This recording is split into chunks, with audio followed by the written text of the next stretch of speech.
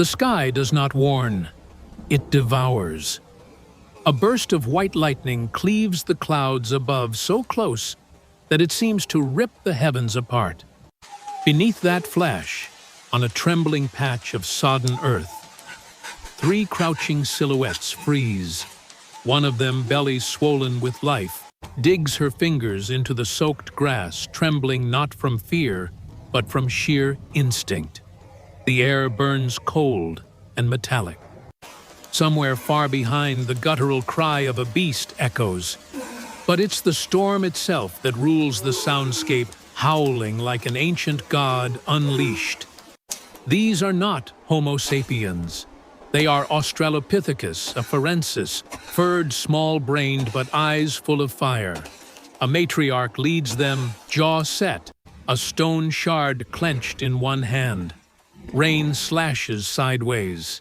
The open savanna, once teeming with dry grasses, is now a shifting mire. The storm has lasted 3 days, maybe more.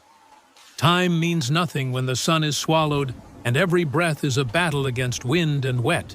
They run, not from a predator this time, but from the collapsing earth itself. Torrents turn gullies into rivers, turning every low ground into a trap. One child is swept, a shriek swallowed by the deluge. The matriarch lunges, gripping the child's arm, just as mud consumes the ground behind them. She pulls with the strength of lineage of survival burned into her marrow. The child clutches a bundle of soaked leaves, useless, now meant to cradle berries that no longer exist. They do not stop. A cluster of trees looms ahead, crooked, gnarled, half-drowned. Within them, hope, shelter. But the branches groan and dance in protest under the sky's fury. Lightning strikes again closer. This time it finds bark, igniting a tree, in a silent scream of fire, then smoke. The group scatters, instinct overriding order. The matriarch grabs the pregnant one by the wrist, pulling her under a rock overhang just as hail begins to fall. The air is thick with steam and fear. Right. This was supposed to be the wet season, but the storms never ended. It hurts. For years now, the skies have attacked without rest. Plants rot before ripening, rivers swell and choke. Fire is nearly impossible. Everything is slick. Everything is cold. And something worse than lions or leopards is brewing hunger. The matriarch glances down. The pregnant female clutches her belly, grimacing. Contractions. Not here, not now. But life doesn't wait for mercy. Outside the rock alcove, one young male, lean and wiry, eyes the horizon. The storm is easing just barely. He takes a step into the murk stone axe tied with reed to a branch. His task is clear. Find dry wood, find food, find anything. He moves like shadow between trunks, stepping over drowned birds and torn roots. Suddenly, he freezes, ears flaring. Not the wind this time, not thunder. A deep rhythmic growl. He turns, eyes locked. And there, emerging from mist and bush, a shape far too large to be comfort. A saber-toothed cat fur matted from rain hunger in every breath. The young male does not run, not yet. His breath shallows. The cat is downwind, uncertain. A flick of a tail, a twitch in its powerful shoulders. If he bolts, he will die. If he hesitates, he will die. So he does what only the wise and the desperate do. He lowers his body, lets the storm cloak him, becomes the forest's trembling branch. The cat prowls forward, massive paws silent even on the wet ground. Its saber fangs glisten like carved bone. Behind the young male, the overhang is too far. He cannot draw the beast toward the others. He angles away toward a gully he remembers from a drier season. It may now be a stream, or a trap. But either way, it is his only chance. With a sudden cry, half warning, half defiance, he dashes. The cat reacts, thunder in its limbs crashing after him through the haze. Branches slap, mud sucks at his feet. He leaps over a twisted root, nearly falls but keeps running. Then a break in the trees, a slope down into a roaring flow of water. The gully has become a river, a curse and a gift. He doesn't stop to think. He jumps.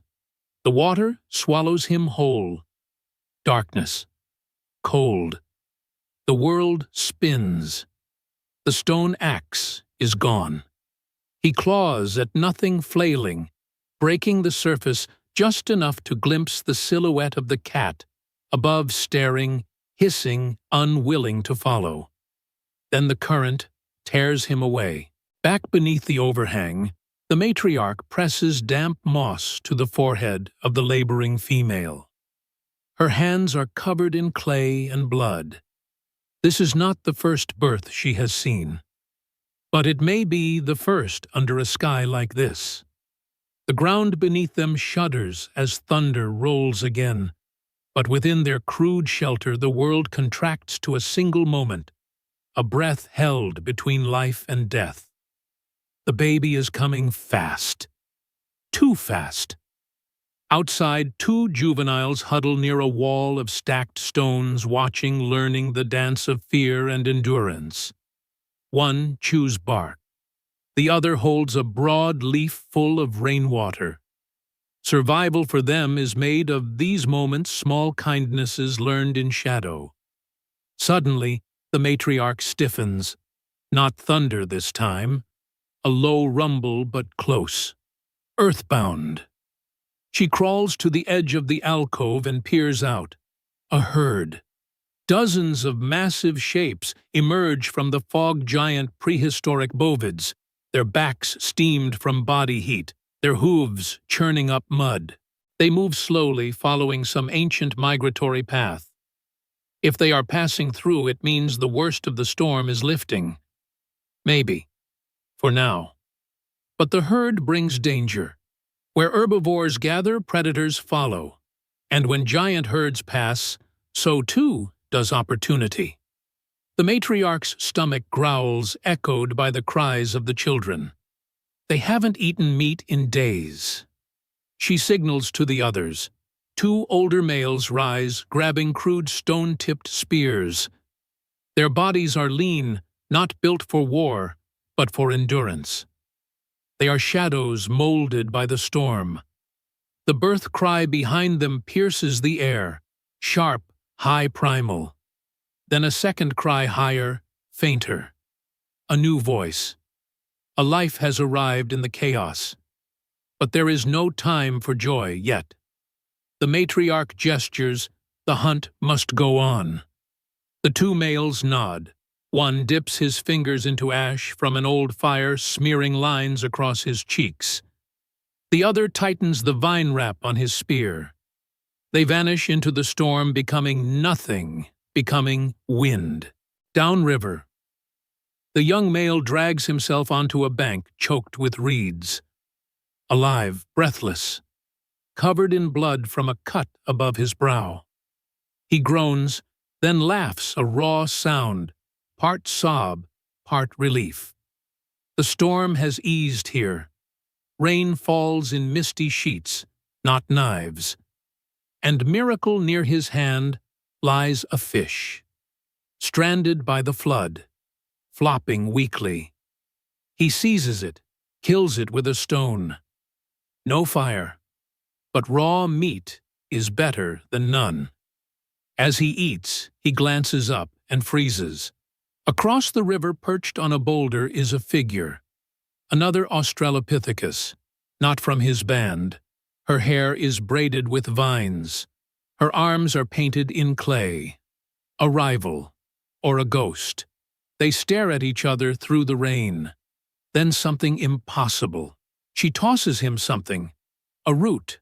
Edible. Dried in the sun. He nods. She vanishes into the trees like a dream. He watches the spot long after she's gone. For the first time in many suns, he feels something beyond fear: hope. As dusk approaches, the matriarch's hunters crouch behind boulders at the herd's edge. The rain thins to a mist, moonlight breaking through for the first time in weeks. The air is electric, every breath thick with tension and mud. A young bovid limps separated slightly from the herd. The spear-bearers exchange a glance. This is their chance. They erupt. A shriek cuts the sky as both charge. The first spear lands shallow. The beast turns eyes wide with panic. The second spear strikes deep into its flank.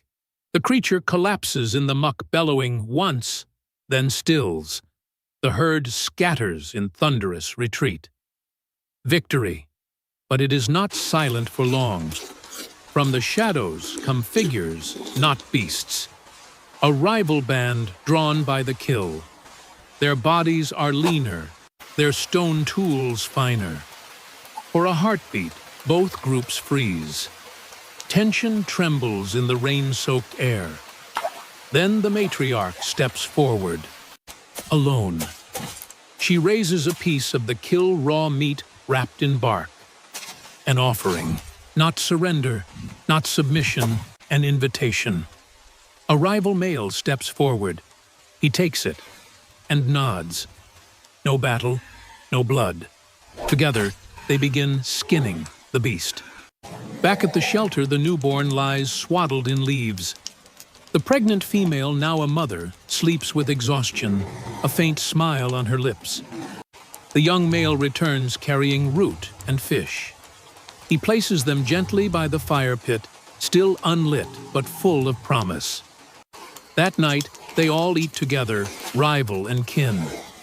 The storm groans far above, but below, laughter flickers among the silent faces. In a world where the sky never rests and the wind punishes without end, survival is not found in dominance, but in unity. The storms did not stop, but neither did they. The clan endures. Together.